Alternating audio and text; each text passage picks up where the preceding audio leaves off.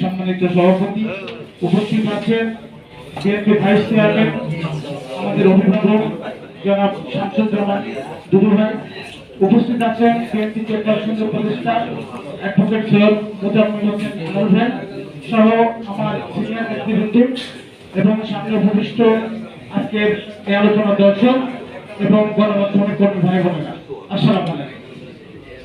দেশের এই সংকটকালীন সময়ে সংকট দৃষ্টি ধরে শেষ করা যায় না।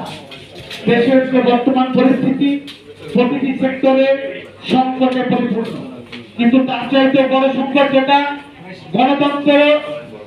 গণতন্ত্রের ভবিষ্যৎ যদি আমরা লক্ষ্য করি, আজকে দীর্ঘ 17 বছর ধরে মানুষ ভোট দিতে পারে না। যদি ভোটই না থাকে দেশে তাহলে কিসের গণতন্ত্র? আবার আমরা বিশ্বাস রাখতে চাই, মাননীয় প্রধান উপদেষ্টা বলেছেন আগামী ডিসেম্বর পর্যন্ত বাংলাদেশের জাতীয় নির্বাচন অনুষ্ঠিত হবে। আমরা উপদেষ্টা মহোদয় এই কথার উপর বিশ্বাস রাখতে চাই, কিন্তু কোনো মহল বলতে চাই তার আগে স্থানীয় সরকার নির্বাচন দিতে। স্থানীয় সরকার নির্বাচন আপনি কিভাবে আশা করেন? এখন দেশের যে বর্তমান পরিস্থিতি, তাহলে কি আপনারা আওয়ামী লীগকে পুনর্গঠিত করতে চান? দেশের যে বর্তমান পরিস্থিতি, সেখানে কি আপনারা আওয়ামী লীগকে পুনর্গঠিত করতে দেশে এখন স্থানীয় সরকার নির্বাচন যাচ্ছে? আমরা কি তাই মনে করবো?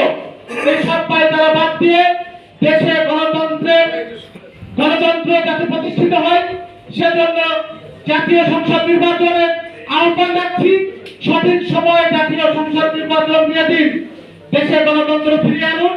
গণতন্ত্র সরকার ঠিক করবে কখন স্থানীয় সরকার নির্বাচিত হবে, কখন স্থানীয় সরকার নির্বাচন দেবে।